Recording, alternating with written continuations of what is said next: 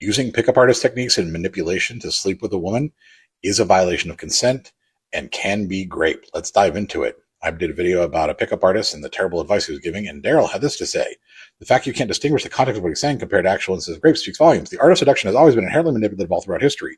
When feminists try to stretch a definition of grape, they compromise the credibility of actual victims. So I asked him to expand on how they stretch the definition of grape, and he said, well, a couple examples. Doesn't consider two adults who are intoxicated decide to sleep with another woman to be grape.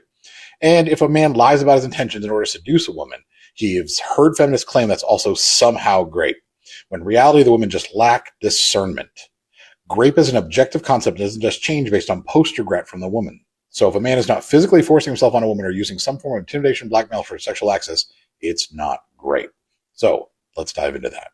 In order for it to be proper consent, there are several elements that have to be true. It has to be, you've probably seen the acronym FRIES. It has to be freely given, it has to be reversible, it has to be informed, it has to be enthusiastic, and it has to be specific. Let's talk about informed. So Daryl actually brought up 3 examples. Intoxication, like regret the next day, and if he lies about his intentions. We'll get into the first 2 because the third one's more relevant to what I was talking about earlier. If you're drunk, you can't consent.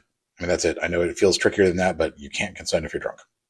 That's it. Number 2, there is no real regret the next day. What usually happens is that when in the light of day understand that they were coerced and they gave in just because he wouldn't stop asking or wouldn't let her go. And she just kind of was like, this is going to be easier than having to fight with him.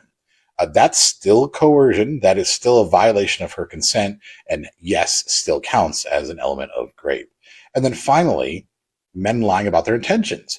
If you lie about your intentions or you manipulate a woman or use pickup artist techniques to try to sleep with a woman, she cannot give you informed consent because she is uninformed.